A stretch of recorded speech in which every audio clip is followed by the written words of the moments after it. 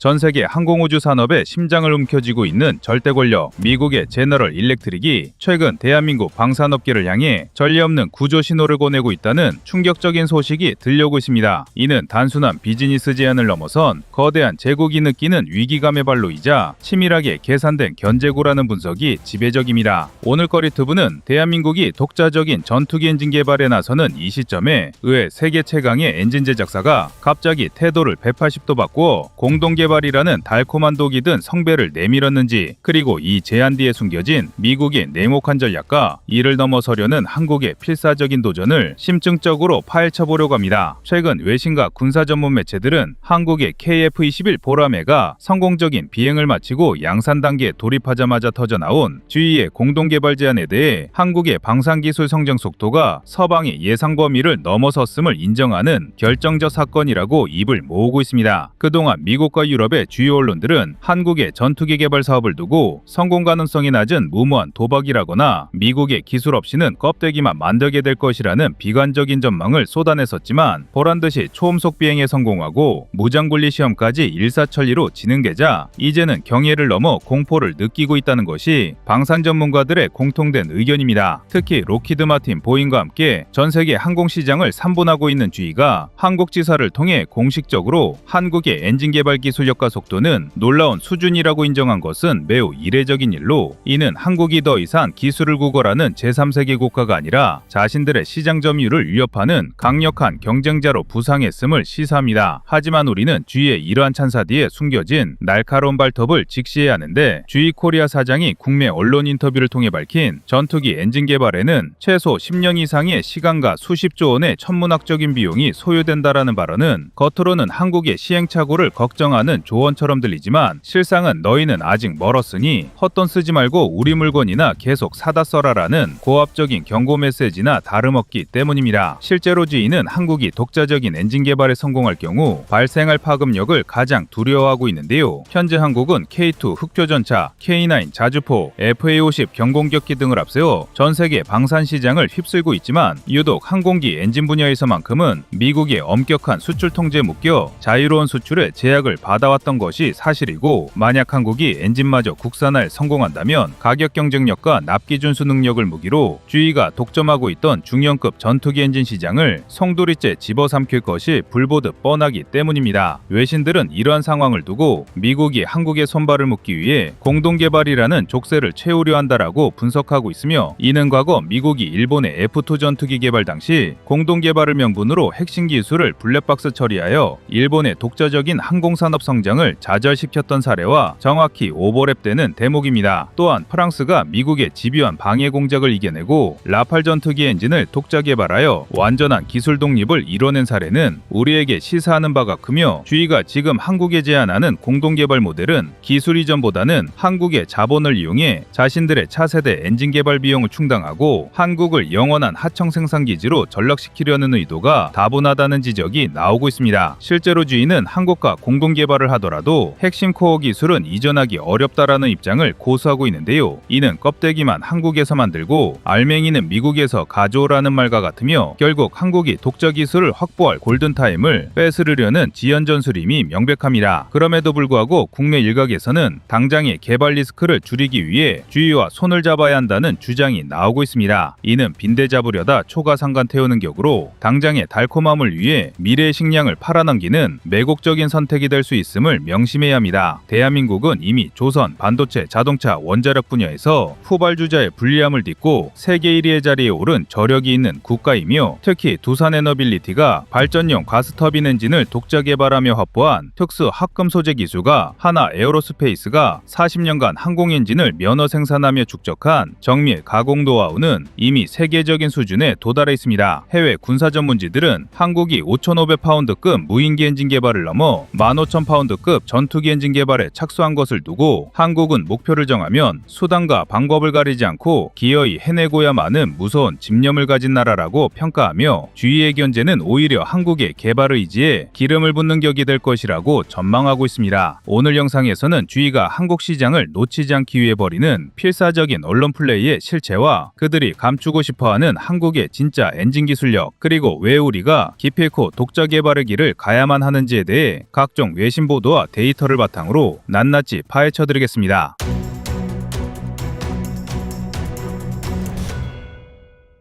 최근 비펜스 뉴스와 에비에이션 위크를 비롯한 해외 유수의 방산 전문 매체들은 GE의 이번 제안을 두고 한국의 방산 잠재력을 억누르기 위한 고도로 계산된 봉쇄 전략이라는 충격적인 분석을 내놓고 있습니다. 이들 매체는 공통적으로 GE가 지난 수십 년간 전 세계 전투기 엔진 시장의 50% 이상을 점유하며 사실상 독점적 지위를 누려왔지만 최근 KF-21 보람의 성공적인 개발과 한국 방산 기업들의 놀라운 생산 속도에 직면하여 심각한 위기감을 느끼고 있다라고 진단했습니다. 특히 영국의 군사 전문지 제인스는 미국은 과거 일본의 F2 지원 전투기 개발 당시에도 엔진 기술 이전을 약속했다가 결정적인 순간에 블랙박스 처리를 통해 핵심 기술 접근을 원천 차단했던 전례가 있다라고 꼬집으며 GE가 한국에 제안한 공동 개발 역시 겉으로는 협력이지만 실상은 한국이 독자적인 엔진 설계 능력을 갖추지 못하도록 기술적 종속을 연구하려는 트로이의 목마일 가능성이 매우 높다고 경고했습니다. 또한 미국의 안보 전문 싱크탱크인 랜드 연구소의 보고서를 인용하여 한국이 만약 15,000파운드급 이상의 중형 전투기 엔진 독자 개발에 성공한다면 현재 GE가 독점하고 있는 F-16인 F-35 계열의 엔진 유지 보수 시장은 물론 제3세계 국가들을 대상으로 한 신규 전투기 수출 시장에서 미국 기업들이 가격 경쟁력을 상실하게 될 것이라고 분석했습니다. 즉 GE의 제안은 한국을 도와주려는 선의가 아니라 자신들의 밥그릇을 지키기 위해 잠재적 경쟁자인 한국의 싹을 미리 자르려는 냉혹한 비즈니스 논리에 불과하다는 것이 해외 전문가들의 냉철한 시각입니다. 그렇다면 우리는 정말 GE의 말처럼 엔진을 만들 능력이 없는 것일까요? 천만의 말씀입니다. 대한민국은 이미 세계 5번째로 발전용 대형 가스터빈 독자 모델 개발에 성공한 두산 에너빌리티라는 비장의 무기를 보유하고 있습니다. 많은 분이 간과하고 있지만 발전용 가스터빈과 항공기용 제트 엔진은 기술적 메커니즘이 90% 이상 동일한 쌍둥이 기술입니다. 차이가 있다면 항공용은 하늘을 날아야 하기에 무게를 줄여야 하고 발전용은 24시간 365일 멈추지 않고 돌아가야 하기에 극강의 내구성이 필요하다는 점 뿐입니다. 두산은 이미 1500도 이상의 초고온에서 견딜 수 있는 특수 니켈합금 소재 기술과 이를 정밀하게 깎아내는 단결정 주조 기술을 자체 연구소를 통해 완벽하게 확보했습니다. 엔진 개발의 가장 큰 난관이라 불리는 소재 분야에서 이미 독립을 선언한 것입니다. 여기에 하나 에어로스페이스는 지난 40년간 GE와의 기술 제휴를 통해 F4 팬텀부터 KF-21 보라매에 들어가는 F414 엔진까지 총 9,000대 이상의 항공 엔진을 면허 생산하며 세계 최고 수준의 조립 및 가공 노하우를 축적했습니다. 이는 설계도만 있으면 당장이라도 엔진을 찍어낼 수 있는 생산 라인과 숙련된 엔지니어들이 대기하고 있다는 뜻입니다. 실제로 국방과학연구소 주관하에 진행 중인 15,000파운드급 터보팬 엔진 개발 사업은 이러한 자신감을 바탕으로 2030년대 중반까지 독자 모델을 완성한다는 공격적인 목표를 세우고 질주하고 있습니다. 이미 5,500파운드급 무인기 엔진은 시제품 제작을 마치고 지상 연소 시험에 성공했으며 이를 바탕으로 코어 엔진의 크기를 키우는 스케일업 과정만 남겨두고 있습니다. GE가 10년이 걸리고 10조 원이 든다라며 겁을 주던 그 기술들이 한국의 실험실에서는 이미 현실이 되어 돌아가고 있는 것입니다. 우리가 엔진 국산화에 사활을 거는 이유는 오직 기술력을 뽐내기 위함이 아닙니다. 이것은 대한민국 국방의 돈과 주권이 직결된 생존 문제입니다. 현재 KF-21 한 대를 팔 때마다 엔진값으로만 100억 원이 넘는 혈세가 미국으로 빠져나갑니다. 더 치명적인 것은 미국의 수출 승인 제도라는 족쇄입니다. 우리가 아무리 뛰어난 전투기를 만들어도 미국이 허락하지 않으면 단 한 대도 수출할 수 없었던 T-50의 뼈아픈 서름을 다시는 반복할 수 없습니다. 또한 엔진 수명 30년 동안 발생하는 유지보수 비용은 판매가의 3배에 달합니다. 엔진 국산화는 기기 하나를 만드는 차원을 넘어 수백조 원 규모의 거대한 애프터마켓을 우리 기업의 먹거리로 가져오는 일입니다. 이미 K9 자주포와 K2 전차가 국산 심장을 달고 세계 시장을 제패했듯 KF-21 역시 독자 엔진을 장착하는 순간 가격과 성능, 유지보수 모든 면에서 경쟁자를 압살하는 괴물로 다시 태어날 것입니다. GE의 파격적인 제안은 역설적으로 한국의 방산 기술이 그들의 턱밑까지 추격했다는 명백한 증거입니다. 물론 독자 개발의 길은 험난하겠지만 우리는 맨주먹으로 반도체와 자동차 신화를 읽어낸 DNA를 가진 민족입니다. 지금의 진통은 남의 날개를 빌려 나는 새에서 스스로 바람을 가르는 독수리로 비상하기 위한 마지막 성장통일 뿐입니다.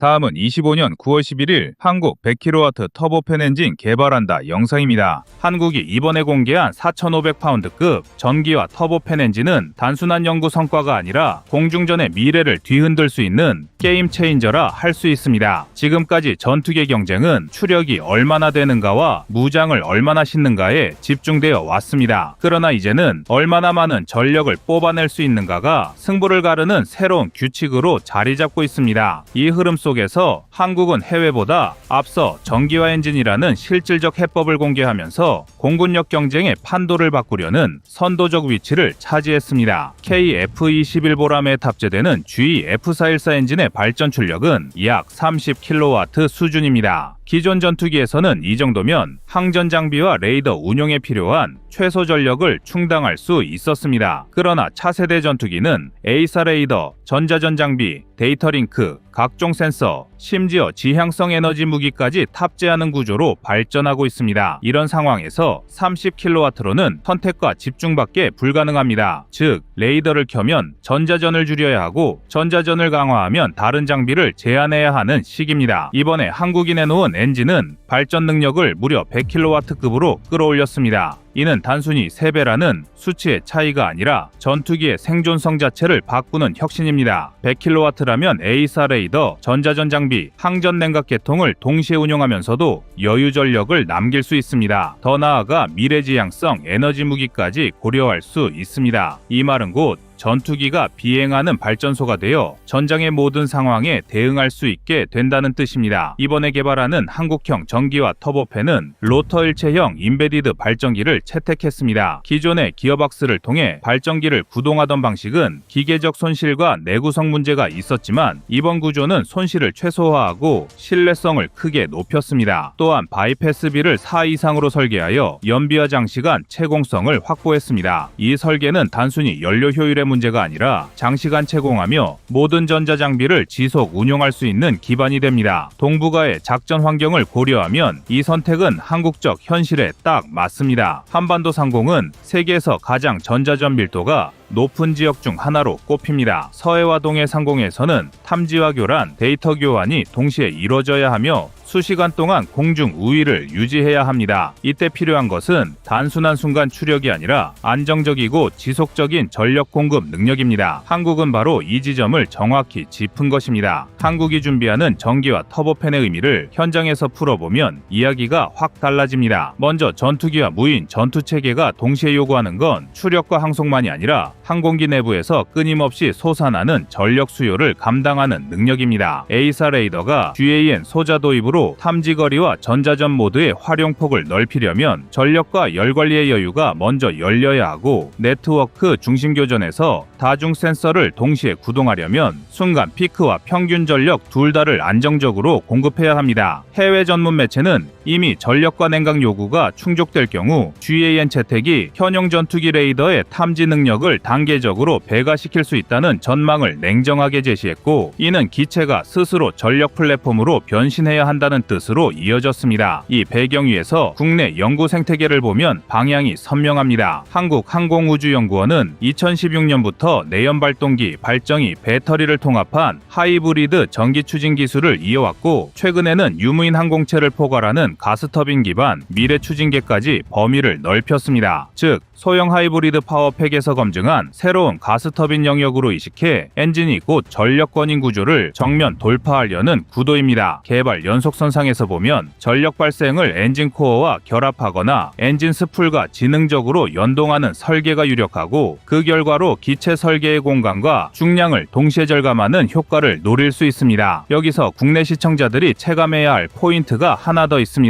무인 전투기 편대나 충실한 동방이 개념이 전장에 안착하면 탑재 장비의 스펙이 빠르게 커집니다. 광대역 제머를 쓰는 순간부터 데이터 링크는 더 두껍게, IRST는 더 정밀하게, 표적 식별 알고리즘은 더 많은 연산을 당겼습니다. 이럴 때 전력 여유가 없는 플랫폼은 전술 옵션이 줄어듭니다. 결국 전기와 터보팬은 추력이 전력으로 이어지고, 여기서 발생하는 열 관리를 하나의 패키지로 묶어 전술을 확장하는 수단이 됩니다. 특히 100kW급 전력 여유가 의미하는 바는 분명합니다. 미 의회조사국은 최근 보고서에서 약 100kW 수준이 소형 UAS가 상대하는 지향성 에너지 무기의 실용지평선으로 제시된다고 정리합니다. 항공기 탑재 레이저가 바로 이 임계선으로 수렴한다면 항전 장비와 레이저 무기, 고출력 제머를 동시에 돌릴 수 있는 전력의 자유도가 승패를 가르는 변수가 됩니다. 한국 입장에서 이 주제는 공학 논문이 아니라 수출과 작전 개념을 함께 바꾸는 카드입니다. KF-21 시제기에서 검증한 각종 전자장비 운용 경험이 쌓일수록 요구 전력은 커지고 차기 개량형이나 무인 동반 체계로 갈수록 항공기 전기와 지수가 높아집니다. 덕분에 작은 추력급에서 큰 전력 여유라는 선택은 합리적입니다. 무인기는 탑재 중량과 항속에서 극단의 균형을 찾아야 하므로 발전 모듈을 엔진 계통과 촘촘히 결합해 효율과 신뢰성을 잡는 편이 유리합니다. 또 하나 국내 제작 생태계에는 이미 핵심 기술이라고 할 수 있는 배터리와 열관리 부품군을 묶어내는 공급망이 이미 성장해 있습니다. 선행 연구로 다져놓은 하이브리드 파워트레인 통합 제어 노하우가 그대로 군용 가스터빈 전기화에 투입될 수 있다면 이건 엔진 하나의 문제가 아니라 항공전자와 무장체계를 포함한 기체 생태계의 체질 개선으로 이어집니다. 결국 전기화 터보팬은 한국이 차세대 플랫폼에서 성능 한계의 뚜껑을 여는 열쇠로 기능하고 그 열쇠를 쥔 국가는 전장 소프트웨어와 전력 아키텍처를 동시에 수출하는 단계로 도약합니다. 그 지점에서 한국은 이미 하이브리드 전기 추진의 기초와 가스터빈 확장선, 그리고 운용 환경에서의 냉각과 전력 관리 문제까지 연속적으로 짚고 있다는 사실이 중요합니다. 해외 전장 추세가 요구하는 목표는 더 명확해졌습니다. 센서, 전자전, 지향성 무기를 한 프레임 안에서 병행하려면 기체가 100kW급 전력 여유를 안전하게 뽑아내고 그 열을 조용히 처리하며 고기동 중에도 파워 품질을 유지해야 합니다. 그 세 가지 동시 방정식을 풀 줄 아는 나라만이 차세대 전장에서 정보 우세와 생존성을 함께 챙길 수 있습니다. 그런데 한국은 지금 그 방정식을 각 요소 기술에서부터 하나씩 맞춰 들어가고 있습니다. 영국 롤스로이스는 템페스트 전투기용으로 E2SG 기술을 실험 중입니다. 미국 프레스앤드 휘트니 역시 F135 엔진의 향상형 패키지를 통해 발전 능력을 2배 이상 끌어올리려는 계획을 세우고 있습니다. 하지만 이들은 아직 실증 단계에 머물러 있으며 특히 4,000에서 5,000파운드급 소형 엔진에서 100kW급 전력을 구현한 사례는 존재하지 않습니다. 즉, 한국이 이번에 공개한 모델은 세계적으로도 사례가 거의 없는 실질적 성과입니다. 이는 곧 무인 전투기 시장을 선점할 수 있는 강력한 무기가 됩니다. 각국이 값싼 무인 전투기를 찾고 있지만 장시간 채공하며 다중 임무를 수행할 수 있는 플랫폼을 내놓을 수 있는 국가는 손에 꼽힙니다. 한국은 이제 그 희귀한 위치를 차지하게 된 것입니다. 먼저 100kW 전력 여유가 만들어낼 전술 변화는 극적입니다. 기존에는 센서를 켜는 순간 다른 장비의 출력을 줄여야 했지만 이제는 탐지부터 교란과 공격을 동시에 수행할 수 있습니다. 예를 들어 적 레이더를 탐지하는 동시에 전자파로 교란하고 뒤이어 지향성 무기로 대응하는 시나리오가 현실이 됩니다. 또 다수의 무인기를 지휘하면서 레이더 전자전 장비를 동시에 운용할 수 있어 편대 전체의 전투력을 배가시킵니다. 특히 미래전장은 소형 레이저 방어 체계나 마이크로파 무기를 기체에 탑재하는 방향으로 발전하고 있습니다. 기존 발전 능력으로는 꿈도 꾸지 못할 영역이었지만 이번 엔진이라면 충분히 가능성을 열 수 있습니다. 다시 말해 한국은 이번 엔진으로 공중전의 방식을 송두리째 바꿀 수 있는 무기를 손에 넣은 것입니다. 한국형 전기화 터보팬은 단순한 엔진이 아닙니다. 그것은 곧 차세대 전쟁의 심장을 선점한 기술입니다. 해외 경쟁국들이 아직 시험대 위에 있을 때 한국은 이미 실전적 해답을 내놨습니다. 앞으로 KF-21 블록3 그리고 6세대 전투기 개발에도 이 철학이 이어진다면 한국은 단순한 무기 수입국이 아니라 전투기의 미래를 설계하는 국가로 올라서게 될 것입니다.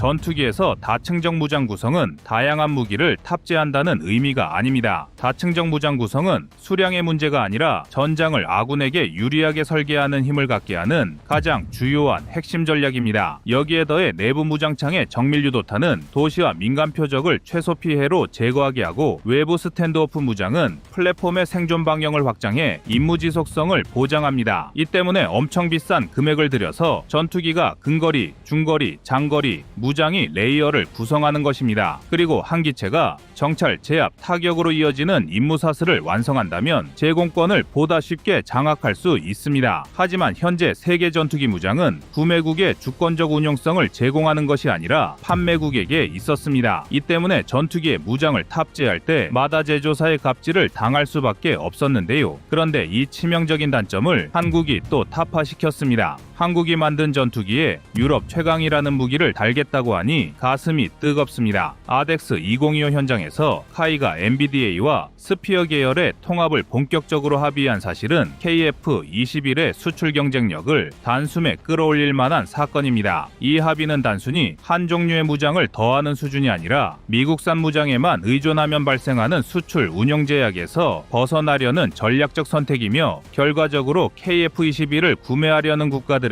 운용의 자주성을 한층 설득력 있게 제공할 수 있습니다. 스피어 계열은 길이 약 1.8m, 무게 100kg급의 스탠드오프 정밀 타격 체계로서 140km 내외의 기동 타격 능력을 갖춘 것으로 알려져 있습니다. 이 작은 체구가 제공하는 것은 내부와 외부 적재가 가능하기 때문에 작은 기체에서도 많은 미사일 발수를 확보할 수 있다는 점과 스탠드오프 성능으로 발사 플랫폼의 생존성을 높인다는 점입니다. NBDA의 자료와 각국의 기술 분석을 보면 스피어는 다중 탐색과 종합 유도를 결합해 고정 표적뿐 아니라 이동 표적과 복합 방어 환경에서도 높은 타격 확률을 보장하도록 설계돼 있습니다. 한편 국내 전력과 수출 시장을 복귀해보면 무장이 플랫폼의 신뢰도를 만든다는 현실이 분명합니다. 아덱스에서 보인 KF-21의 고기동성 시연과 카이의 적극적 홍보는 이미 여러 국가의 관심을 자극했고, NBDA 같은 글로벌 무장사가 보라매의 자사의 주력 무장을 얹겠다고 제안하는 순간 경쟁 구도는 바뀝니다. 특히 스피어처럼 소형, 장거리, 저피의 정밀 무장을 장착하면 KF-21은 대도시, 인구 밀집 지역에서의 정밀 타격, 해안갱도 은폐시설 정밀 타격, 이동식대 지대공 방공망 제압 임무 등에서 실질적 전술 가치를 크게 높일 수 있습니다.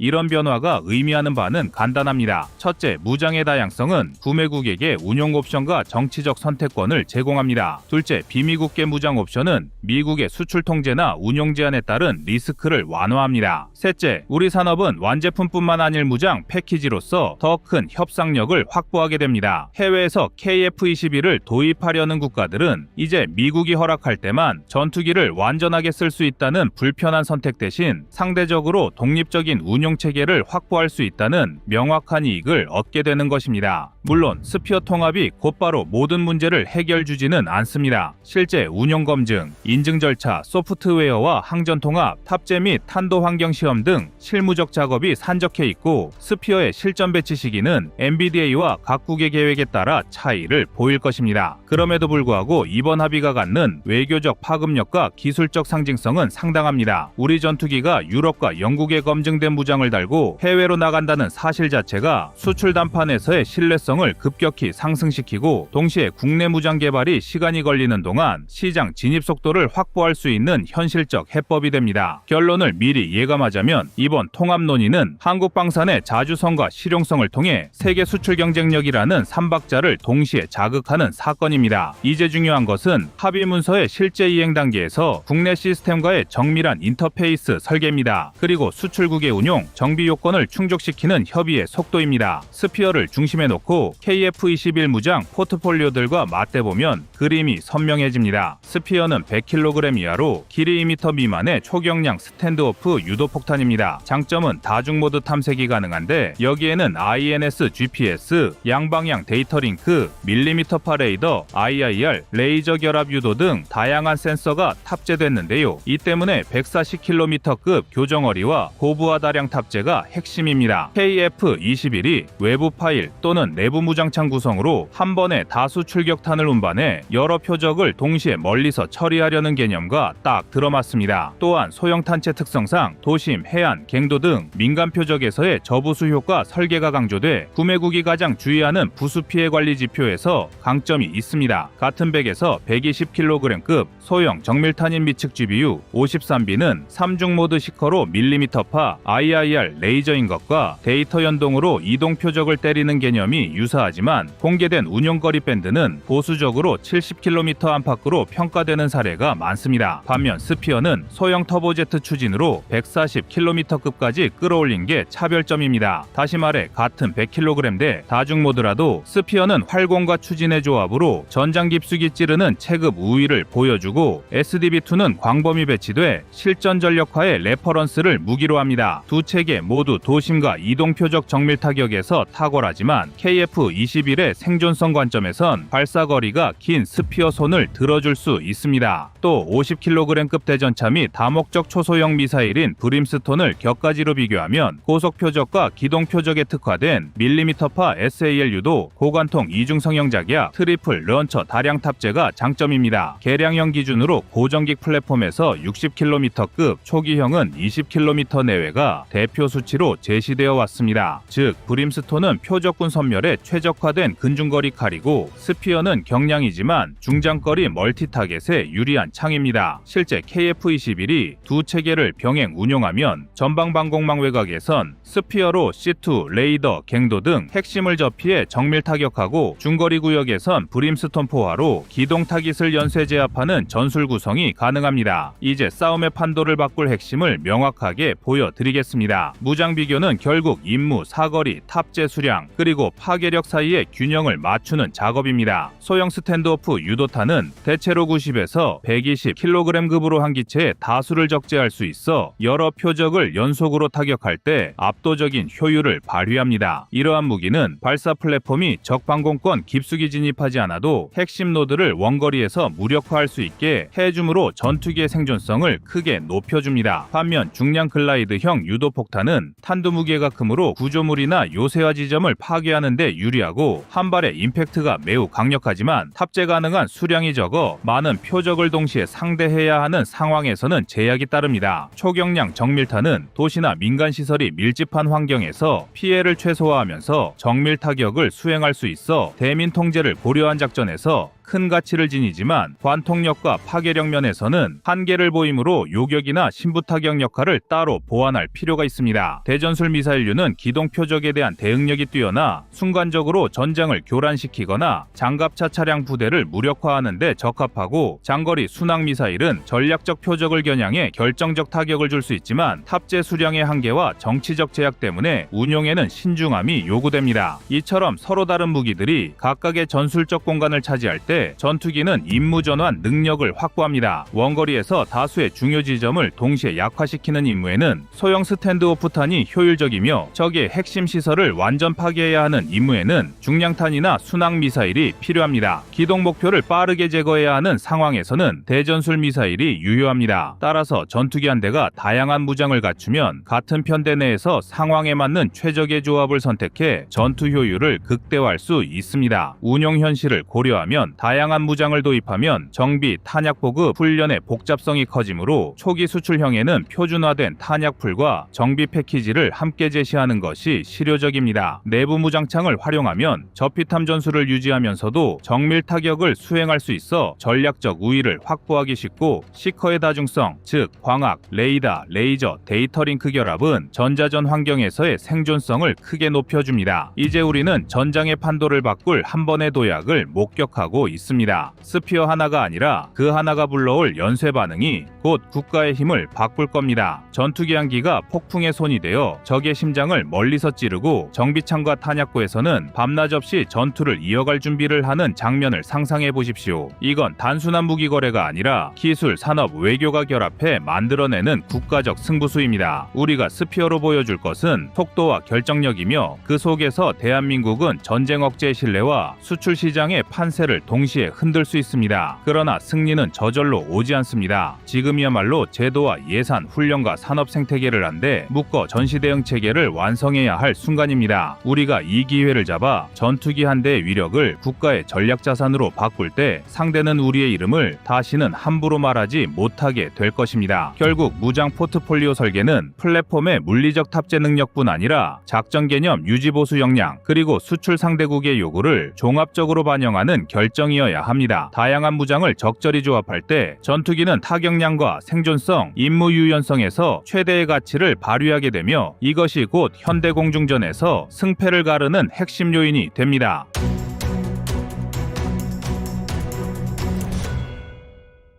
다음은 25년 8월 1일 한국 장거리 공대공 미사일 세부 스펙 공개 영상입니다. 에비에이션 위크는 KF-21이 유럽 MBDA와 손잡은 건 냉전 이후 처음 등장한 동서합작 전투기 수출 모델이라며 큰 반향을 보도했습니다. 유럽 방산업체들이 보람에 베팅한 5가지 이유가 있는데요. 첫째는 대체 시장 타이밍입니다. 2025년부터 2035년까지 F-16AB, FA-18CD, 미라지 2000 초기형을 포함해 약 2,800여 대의 4세대 플랫폼이 수명 한계에 도달합니다. 그러나 F-35 생산 라인은 이미 포화 상태로 연 170대 이상 증산이 어렵고 그마저도 동맹국 우선 할당이 원칙입니다. 이 틈을 KF-21이 대당 900억 원 가격표를 들고 들어온 셈이죠. 디펜스24에 따르면 KF-21은 F-16 블록 70을 구매하기엔 예산이 빠듯하고 F-35엔 접근이 어려운 국가의 현실적 골디락스 옵션이라 요약했습니다. 둘째는 가격 대비 성능 균형입니다. 카이 자료에 따르면 KF-21 블록 1 기체비는 F-35A 대비 60%, 라팔 F-3R 대비 70% 선이지만 A4 레이더, IRST, 전자광학 타겟팅 포드, 다기능 데이터 링크 등 핵심 항전 장비는 동급 최신 사양을 유지합니다. 제인스는 2024년 분석 보고서에서 KF-21 레이더 TR 모듈 수가 1048개로 F-16V APG-83보다 2% 많다는 세부 수치를 공개했습니다. 셋째는 IT, AR 프리 강점입니다. 엔진을 제외한 무장버스나 미션 컴퓨터, 그리고 전자파 라이브러리를 국산화해 미국 국무부 제어가 없이도 MBDA 미사일 직계약이 가능합니다. 이는 이라크나 UAE 같이 미국 대외군사 판매 승인 절차의 피로감을 느끼는 국가엔 결정적 매력 포인트입니다. 넷째는 현지화 패키지입니다. 카이는 폴란드 FA50 프로그램에서 검증된 모듈 조립과 MRO 라이선싱 모델을 KF-21에도 확장해 도입국 부품 국산화율을 30%까지 보장한다고 약속합니다. 폴란드 국방부는 32대 구매 협상에서 이 조항을 핵심 조건으로 내걸었고 2025년 상반기 예산 심의 결과에 따라 보람의 우선 협상 지위를 검토 중입니다. 마지막으로 다섯째는 유럽 MBDA와의 시너지입니다. 미티어 BV람,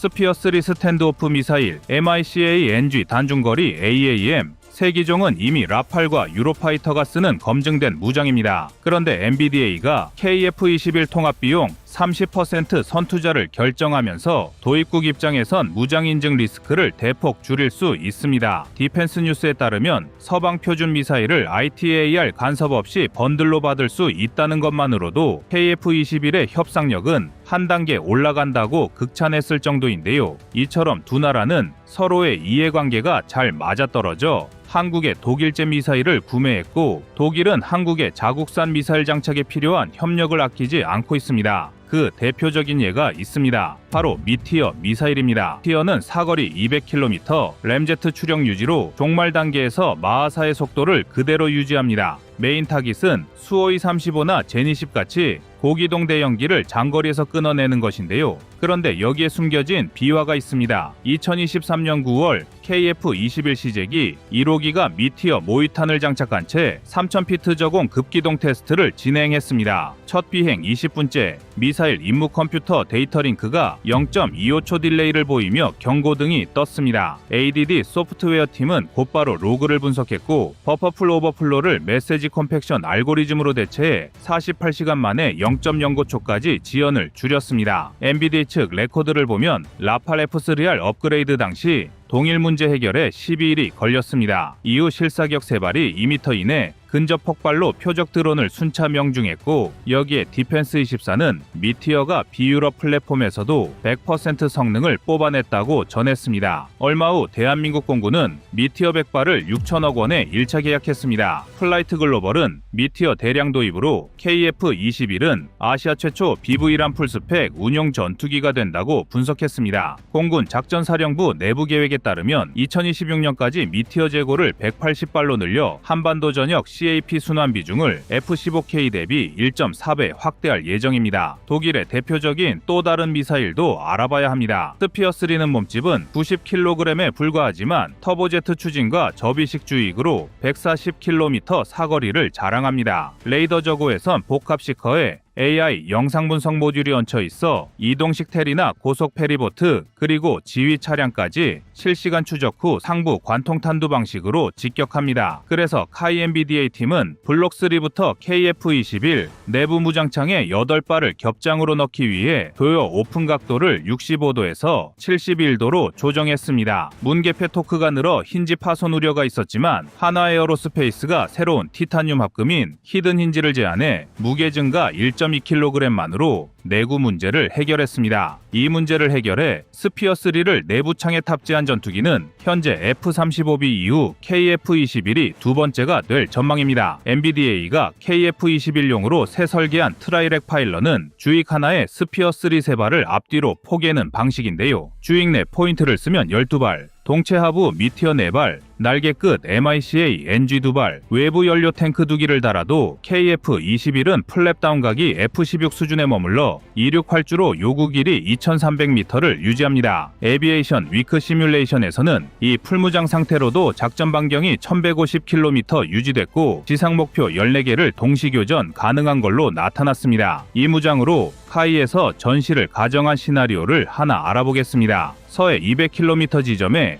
수호이 35편대 8대가 접근하고 북한 텔 24기가 산악헌지에서 기동 발사 준비를 합니다. 이를 파악한 우리 공군은 KF-21 4대가 전술편대를 구성해 출격합니다. 고도 9km에서 미티어 4발로 수호이 35 8기 중 6기를 격추합니다. 나머지 2기는 MICA NGV 근접 교전으로 떨궈 공중 우위를 확보하고 동시에 스피어3 48발이 산악텔에 비유탄 동시 타격을 실시합니다. ADD 시뮬레이션 상파괴율 87%를 기록했습니다. 디펜스 뉴스에 따르면 동일 임무를 F-35 두 편대가 수행할 경우 시간과 비용이 1.5배 이상이라 비교했습니다. 아직까지 실전에서 KF-21의 성능을 입증하지 않았지만 말레이시아 MRCA 2차 사업이 FA-18D 대체 18대를 목표로 2026년 본입 차례 들어서는데요. 그런데 여기에 FA-50 납품 경험이 있는 한국이 KF-21 10대와 현지 MRO 센터 패키지로 응찰 예정입니다. 또 태국 RTAF 2030 프로젝트 역시 KF-21이 조건부 우선 협상 대상으로 꼽히고 있습니다. 그럼 이제 중동으로 눈을 돌려보겠습니다. 현재 UAE는 라팔 F4를 80대와 또 수호이 75 등과 복수 협상을 병행하지만 가격과 정치 독립성이라는 딜레마로 KF-21을 다크호스로 검토 중입니다. 사우디 비전 2030 프로그램에서는 KF-21 현지 조립 라인이 포함된 60대 패키지 논의가 진행 중인 것으로 알려졌습니다. 동유럽 시장도 뜨겁습니다. 폴란드는 FA-50 도입 이후 KF-21 32대와 엔진 라이선스 조립을 조건부로 검토 중이며 체코와 슬로바키아도 F-16V 가격 상승으로 KF-21 쿼터제 도입 여부를 타진하고 있습니다. 뿐만 아니라 그동안 가장 큰 제약이었던 국산 엔진 개발도 활발히 추진 중입니다. 현재 국산 KF-21 코어 엔진이 2028년 목표인데요. 한화에어로스페이스와 GE가 2032년까지 추가 라이선스 연장 옵션을 체결한 상태이고 롤스로이스사가 공동 개발을 먼저 제안해 개발 기간이 단축될 가능성이 상당합니다. 국제기관 IISS는 밀리터리 밸런스 2035 초안에서 KF-21 수출 누적 260대 시나리오를 포함시키고 있습니다. 여기에는 F-35 조달 예산에 지친 중간 규모 국가들이 KF-21로 눈을 돌리며 따르면 2028년 FOC 선언과 동시에 보라매는 새 공군의 표준이 될 수 있다고 전망하고 있습니다. 또 플라이트 글로벌은 추후 개발될 KF-21의 파생형까지 성공하면 KF-21이 미국산 전투기 일부를 대체할 것이라고 예측하고 있습니다. 현재 한국의 KF-21은 동서방산 생태계 융합의 성공적인 사례로 남고 있습니다. 때문에 KF-21과 MBDA 패키지는 일시적 협업이 아니라 국제정세까지 반영한 지능형 패키지라는 점에서 2030년대 전투기 시장 판도를 크게 흔들 가능성이 큽니다. 한국-유럽 기술동맹이 실제로 어느 정도 성과를 낼지 앞으로 5년이 승부처가 될 겁니다. 앞으로 보라매의 날갯짓이 어디까지 뻗어나갈지 기대됩니다.